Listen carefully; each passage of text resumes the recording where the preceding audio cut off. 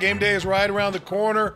That means the Audible is on the air. Kim Bokamper, Joe Rose, number 80. Number 80 in your program, number 1 in your heart. Isn't that what they used to say, Joe?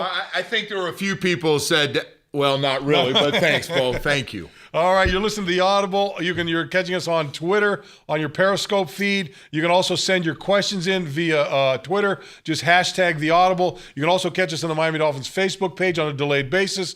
And you can catch us on MiamiDolphins.com. So there's how you see us. We're here now. Get your questions in, and we'll go ahead and answer what you've got. And, Joe, based on what we saw last week from this football team, uphill battle this week on Sunday isn't a stretch by any – isn't out of the thought by any stretch of the imagination. Oh, man, Bo, they better play about 400% better than they have in these last 2 games against Cincinnati, and then what they did last week against the Titans. Well, let's go back to Cleveland too now. And Cleveland, you win that game, but didn't play very well. Yeah. So there's no question for this team to win on Sunday, Joe. They need to do something we haven't seen them do all year long. And that's play a complete game. Offense, defense, special teams. They've all got to click on all cylinders. And we'll see if they can get it done. Bo, I know there's been this thing, especially I hear it on the radio and I see it on the internet with Ryan Tannehill. I understand that. Yep. But there's a lot more problems than just Ryan Tannehill. It's the guys in front of him blocking. Run defense is now dead last, giving up 150 yards a game. Secondary hasn't had an interception in the last 4 games. Corners and the starting nickelback haven't had an interception at all. It's just been Caduce is the only one. Both the numbers across the board on both sides of football are really, really bad right now. They got to get a lot better. All right, got some questions coming in. T. Lubin asks, how are you guys going to spin this to be positive? Well, Joe, I don't know right now any way to spin this to be positive. I mean, you look at guys, you look across the board, and, I remember, Joe, we talked about this after the Seattle game, being on the plane, watching guys come on and going, hey, that guy played pretty good, that guy played pretty good, that guy played pretty good. But that's gone now. You look at it's hard to find guys and pinpoint guys that have played well, that are doing a good job. And look, these guys are getting called out. Billy Turner, Dallas Thomas, Jamil Douglas, not even on the active roster, gone out the door. Tells you a little bit about that. And then how about Vance Joseph this week, giving Mario Williams a little bit of putting a little fire under his tail, saying, hey, this guy needs to be, if he wants to be a pass rusher, you better play the run better, and you better stop the run. And then when you get the opportunity, you better give maximum effort out there. So, I think everybody is on alert on this football team. Everyone's being called out for the most part in this football team. So I don't know how we're going to spin this to be positive. I think you're being a little, I understand what you're saying, yeah. but look, it's Joe, to me right now, it's been a long time, and there's been some down times over the last decade and a half. It's been a long time since I felt this dire about this football team. This is some of the worst football I've ever seen. Yep. I've been shocked. If somebody would have told me flying home from Seattle after they lost the game on a last drive and had the drop touchdown and missed the short field goal, it got blocked. If somebody would have told me they'd be this bad in the last 4 games, I would have never believed it. I thought, hey, man, there's something you can get off this Seattle game. I thought Seattle was going to be really good, and they are. They're going to win a lot of games. I thought this was really going to be a year and a lot of guys, and instead, whether you're talking about veteran free agents with big names or you're talking about young guys, there just hasn't been a lot of guys on this football team that are playing well right now. No, there's no spin. It's bad. And they're just making mistakes. They're making mistakes over and over again, and they've got to get resolved. Now, if you want to look for the positive, the positive being the thought process that, all right, we're 1-4. You got 3 more games at home before you go on the road again, plus a bye week. You got 11 games left. Maybe they can turn this thing around. But, Joe, if they're going to turn this thing around – man, they've got to start this week. And I tell you go out and you beat a pretty good Pittsburgh team on Sunday. All of a sudden, you get a little confidence. Maybe you start feeling good about yourself. The fan base starts feeling a little better about you, and maybe they turn this thing around. But that's an if. That's a big if. Big if. Trying to go out there and see if you can beat Pittsburgh to get all those things going.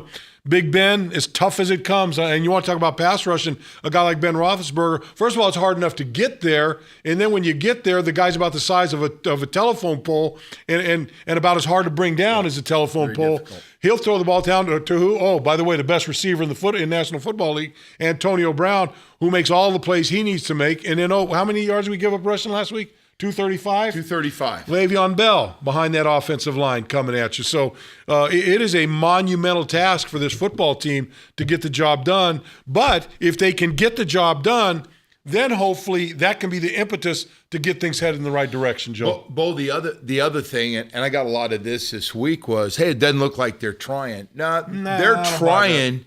They're just that bad right now. And Bo hit one thing. I think guys are getting out of their assignments. Whether your technique, keep to the outside so guys can't bounce outside. That's not happening. Bad blocking angles on things, running routes bad. I think it's everybody. I think it's across the board. And when you get it and you look that bad, it looks like effort starts to get questioned. But it's been some really bad football. There's no spin on it, man. It's bad. Joe, your thoughts this week, early in the week. Billy Turner, we talked about that. Dallas Thomas, Isaiah Peed, Cole Messi goes on the injury reserve list. All these changes. Jamil Douglas off the practice squad. They let him go. I mean, it had to catch the attention of everybody in that locker room back there. When you let that many people go, two guys had just started the game before. 2 days later, they're out there looking for a job. Right. Two key backups. Yep. Really, they were kind of thought to be the two of the top 8 or 9 linemen, and we're going to be. Everybody know there's going to be injuries in the NFL. Those guys are really being counted on. Played all last season at guard. And played so badly that you got cut. And by the way, I don't think it was just like, we got to cut somebody and send. They were playing real bad football. Very bad. They weren't getting good. And by the way, can I add this, or is it too early in the show? I want to congratulate our old general manager, Jeff Ireland. You now officially own the worst draft in the history of the Miami Dolphin franchise. 2013 was awful, and it belongs to you. So make sure you put that on your resume in New Orleans.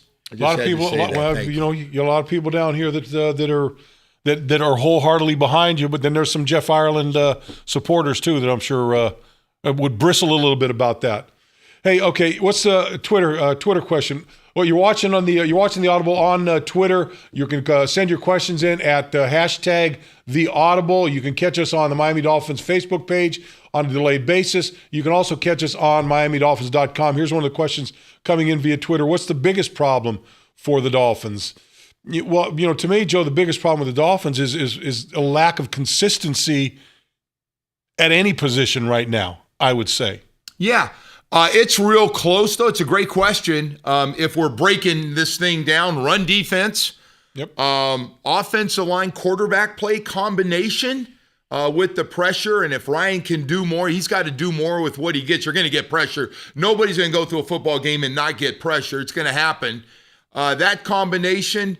And then, of course, you look in the secondary, and if they have any time, we can't cover anybody. Yep. So, Bo, I go with that combination.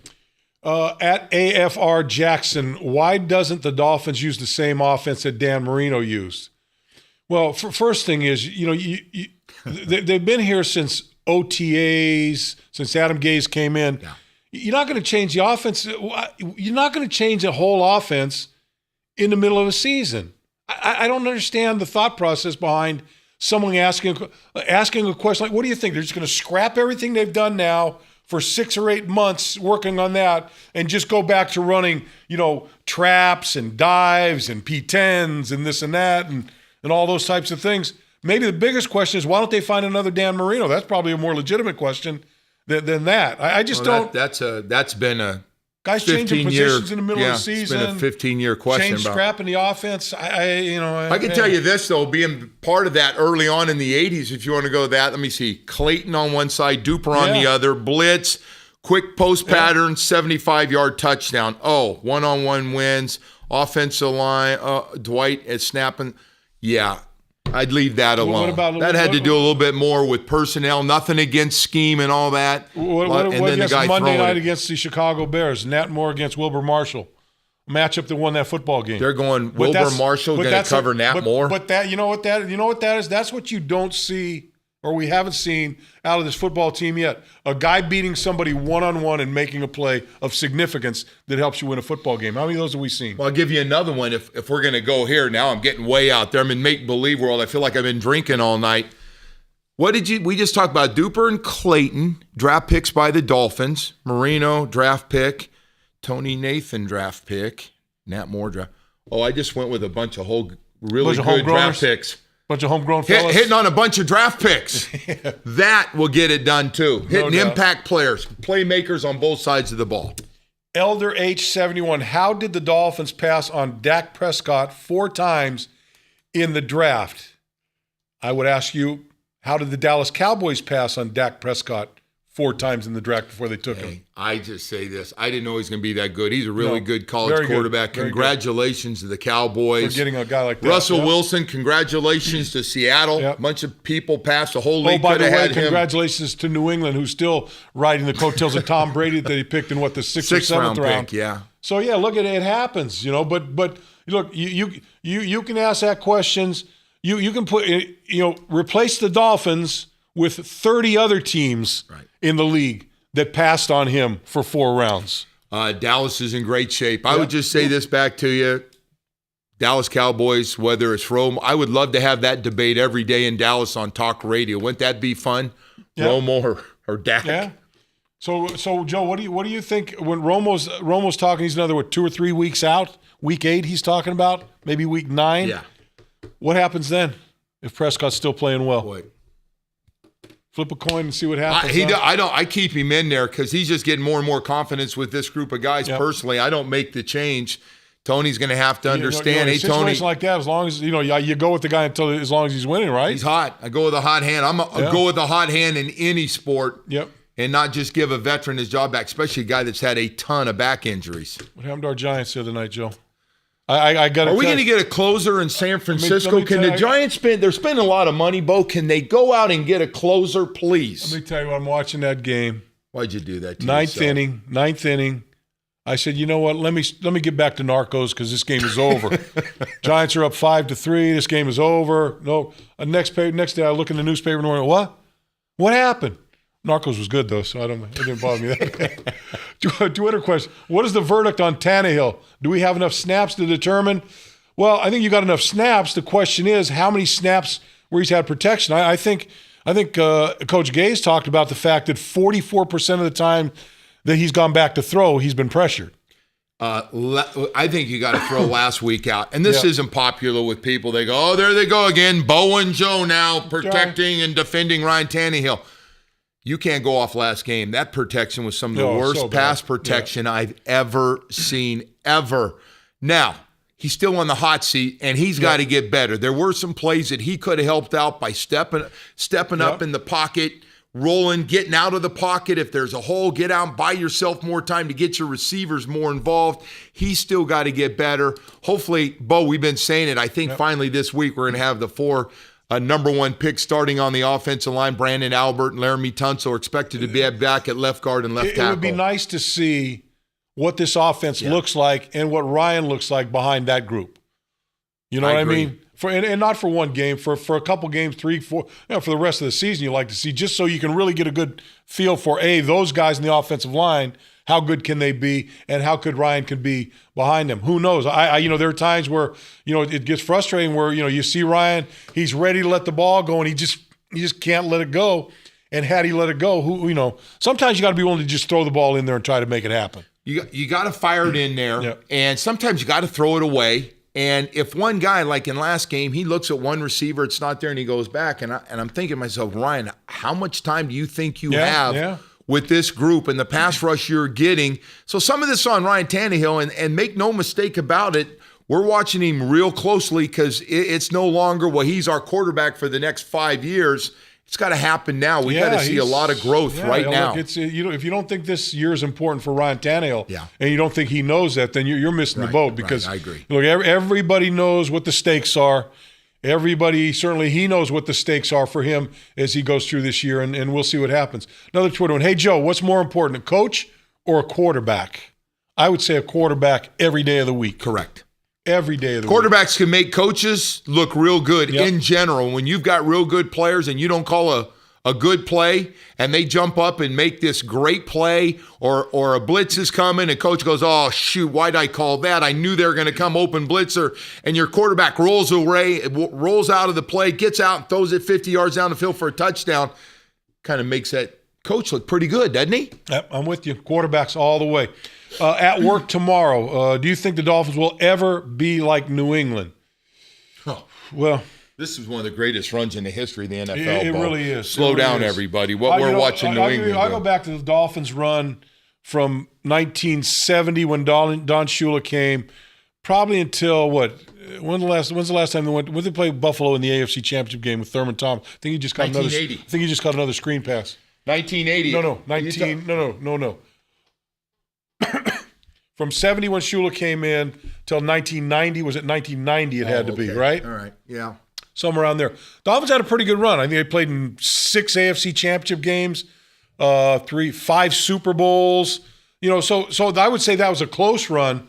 But man, you talk about a team that has just been as consistent as you could be. People coming and going. They have the knack for knowing when to pick guys up. More importantly, they have the knack for knowing when to get rid of guys when they're not getting the job done. That's a great and that's a big thing for them. But they don't overpay look, consistency with their coaching staff. You look at the teams that have been good, and we got one coming in here with the Pittsburgh Steelers. Now they've had 3 coaches: Chuck Noll, Bill Cowher, and Mike Tomlin, and they've had assistant coaches that have stayed with them for a long time. Ownership's been the same with the Rooneys the whole time. That is a model of consistency in the National Football League. Much like the New England Patriots when Robert Kraft came over and took that football team. Bo. Yep, absolutely. Through the draft, don't overpay. Don't pay guys stupid amount of money to come in and join their teams most of the time. And if you get towards the end of your career and you want a big contract, maybe it's time you go somewhere else and get paid. We're about winning here and keeping it within what we feel comfortable with and getting value out of you. Joe, here's a Twitter question. What are your keys to a Dolphin win? I'll start with this one. Let me just kick this off. Let's go on the offensive side of the ball. The biggest stat for me, 3rd down. Yep. We need to be talking at the end of this game against the Steelers. Defense, I think there's some real opportunities if they play well to finally get this offense going.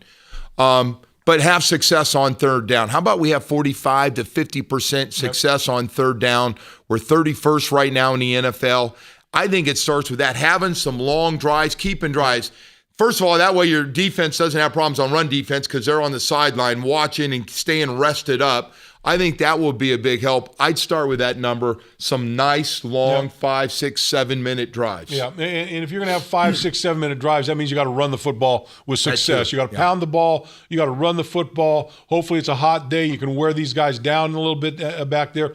The other thing I think in this game, Joe, is you got to put pressure on Ben Roethlisberger, and you've got to hit him. You've got to try to get him out of his game because he can win the game single-handedly on you. Correct. You've seen him do that many a times, throwing the ball down the field. So I think the job's got to be done against him on the defensive side of the football. And Joe, you touched on it earlier. They got to win the takeaway game. They got to win the battle of turnovers in this football game if they want a chance to come away with a win. We got a defense that hasn't had takeaways, and we got an offense that's got 11 turnovers in the last 4 games. They didn't turn the ball over against Seattle. Everybody's looking at all the what happened? Well, they went into Seattle and didn't turn the ball over. Yep. They played a clean game. In the last 4 games, they've made up for it. All of a sudden, one of the worst teams in football turning the ball over 11 over the last 4 games. Yep, got to clean that up somehow and get some of them on your side of the ledger. Moneyman 3830. Whatever happened to the fullback? Ooh, fullback is a dinosaur anymore. Very few teams in the National Football League. The position has just become obsolete with the read option, with the stretch offense that they're running, blocking, those types of things. For the most part, fullback, I think there's probably maybe a handful of teams.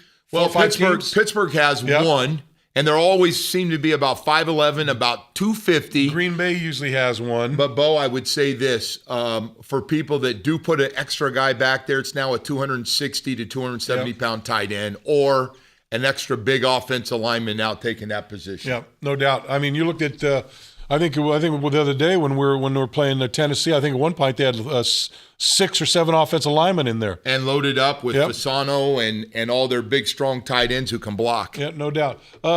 Twitter, Bo, would you make a trade for Tony Romo if the Cowboys decided to stay with Prescott? Right now, I wouldn't do it during the season, Joe. Look, who knows? I'm going to say right now at this moment, no, I wouldn't do it.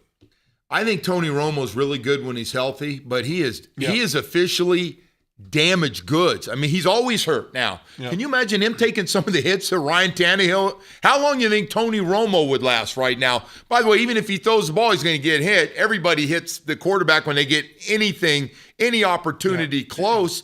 He's taking normal shots. He's not taking Tannehill hits. Romo's not going to do it for me for an upgrade, although if you're just out practicing, obviously Romo's very good. But, Joe, you touch on another thing, too, there. You know, we need to get away from these guys. And I understand guys trying to extend their careers and doing this and that, but you know it started with you bringing Marino. You know he's got a history of injuries. He gets hurt and misses. Same thing with we have right now with our running back, Arian Foster. With Arian Foster. Yeah. You know, what was the problem with Arian Foster? Well, he hasn't been healthy. Had the Achilles, this and that. Boom, here we are again. That was a knock on him. Hurt again, here, so we shouldn't be surprised. Yeah, and so, but we've seen it time and time again on this team in particular, when they've brought guys in that have shaky backgrounds as far as their health, you know what? They continue to have the same problems when they come into this football team. And for my liking, I'd rather go with a young guy, upside, see what you can do with him, instead of some guy that's kind of like driving around a car that's got 180,000 miles on it. You know, you fix one thing and something else breaks down on you. So that's a tough thing to do out there. But so I think Tony Romo, in my mind, also falls into that too much damaged goods. I think for me to go ahead and make a move on that. You're watching the Audible here. Joe Rose, Kim Bokamper with you Monday, Wednesdays, and Fridays. You can catch us on Twitter, on Periscope. You can send your questions in via Twitter. Just hashtag the Audible, MiamiDolphins.com on a limited basis. Miami Dolphins Facebook page on a limited basis, and MiamiDolphins.com. All right, Joe. Adam Gase with this offense, he certainly is showing frustration with this offense now. The inability to have any drives. They have eight first downs the last punts. 2 games in each game. I look at the punts. 200 yards. I look at 3 and outs. Way I look too at many. punts. Time of possession. Yeah, and time of possession. Here, time of possession in that game, 36 minutes, 36-44 for Tennessee, 23-16 for the Dolphins. Right. We're averaging about 24 minutes a game. It's just not enough. We're not on the field long enough. There's a bunch of numbers, but the offense, 8 first downs in each one of these last 2 games, 4 at half, 4 in the first, 4 in the second. You should be getting that in one drive. Yep. That's got to happen in one drive. That can't happen in a half of football. Let me give you the injury the injury report. Isa Abdul Kadus, he practices. He was full today. Still listed as questionable. Cameron's out.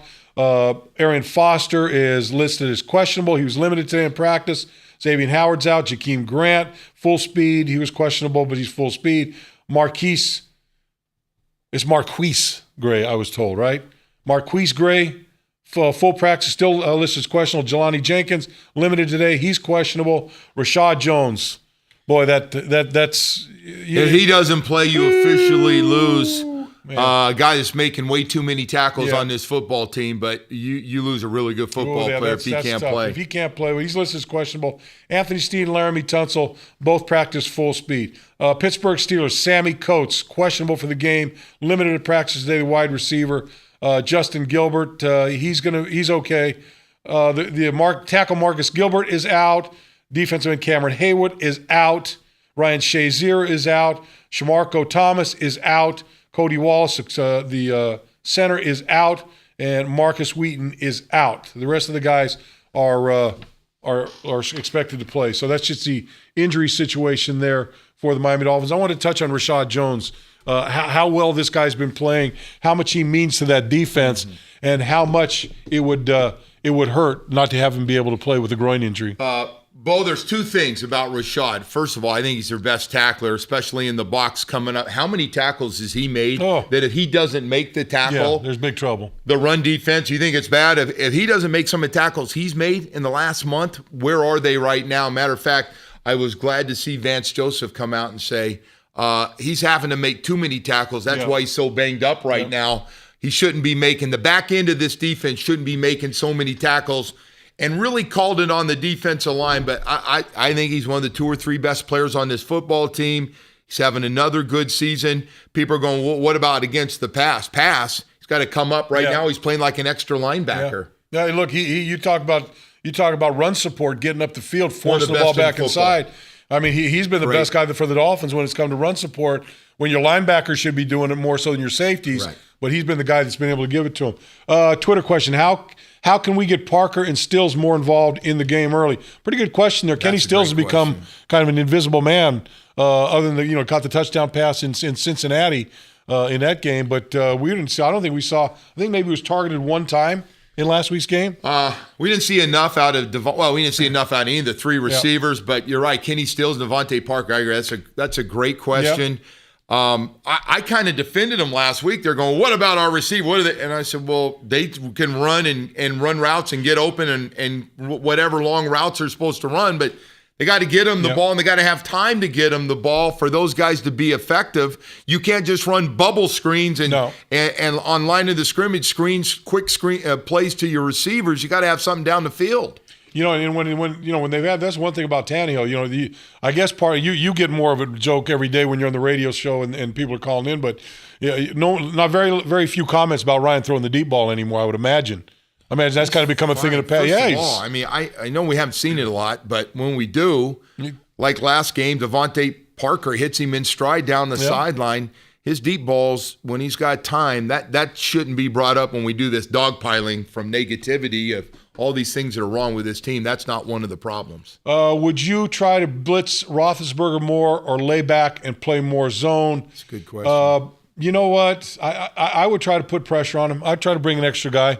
You've tried all the other, but you got to mix it up. You can't look. You got to mix up man. You got to mix up zone. You got to mix up press coverage. You got to bring guys from the inside. You got to bring people from the outside. You got to do a lot of different things there. But first, you've got to get them in situations. Joe, you can't. What do you do? Blitz a guy when it's 2nd and 4? Third and 2. Right.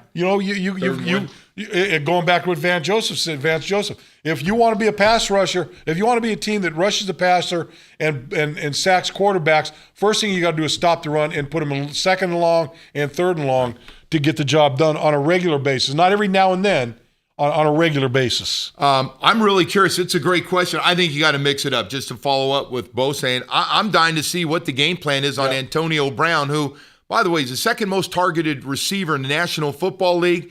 Ben Roethlisberger's going to throw him the ball, and I want to bring this up because I think it's crucial. Antonio Brown is coming home to play, and he's going to want to put on a show. He is born and raised 305, man. He's a Miami guy. He's a New Orleans guy. He's going to want a show. I'll bet you he bought a ton of tickets, and he didn't buy them for everybody to watch him on the sideline. No. And he's going to get his opportunities. You got to double him some, right, Bo? I would think he's a guy. Look, I'm not a big guy for doubling people. I mean, a true double. Right, help. But I think he's a guy that I think you got to double that guy in this circumstance right now. Let the other guys beat you. Agreed. Take that guy out. If the other guys beat you, then so be it. That would be the thought process I would take. We talked about it a while back in the show, Joe. Back in the day when Bill Arnsparger was here, we very, very rarely double. I'm talking about double. I'm not talking to safety over the top or those types of things on too deep coverage. I'm talking about where you vice a guy inside out, short, deep, whatever. Very rarely, but this is one of the guys that with this football team right now, I think you got to do it. People ask me about going back to your defenses, and you're right, Bo. We took guys out, but we took certain routes out. If somebody was great at running routes, Glenn and Lyle Blackwood. They weren't the most athletic guys, but if they were supposed to be somewhere, they were there. And they could also play mind games with quarterbacks like, I thought he was in the middle of the field. I didn't see him taking half the field. And the next thing you know, Glenn's over making a diving catch going down the sideline when you thought you had the corner beat, and there he is. Well, that goes all the way back. That goes back to Dick Anderson and Jake Scott. Very smart safeties. They would adjust. They would first of all, they would read formation coming out of the huddle. Then as soon as the ball snapped, then they're reading route and they're jumping things because because they understand the offense so well. They're able to cheat and able to make jumps on different routes and get the job done. But you like to get back to that kind of defense. Made a lot of plays. Yeah. I don't know what kind of combination. Those guys made a lot of football plays. I know this. Rashad Jones could have played with either one of any of that group in a heartbeat. Easily. How about my man, 38 Double D Lover right here? Double D! Comes in every day. Double D! He's not talking about Dunkin' Donuts either, I don't think. What semblance of offense can we possibly have with zero run game threat? None. if you can't run the football, I've said this 1,000 times, if you can't run the football or at least have the threat of running the football, you have no chance in this league, Joe. None whatsoever. Bo, as you know, if somebody can't run against you and you get in that track position and all you have to do is worry about getting to the quarterback, what a fun game. Stat time. Not only that, but you get these offensive linemen get worn out because they're running back and forth. I mean, it becomes very difficult Gotta be able to for run them. Some. I know it's early, but what are your thoughts on Ole Miss quarterback Kelly possibly in the second round?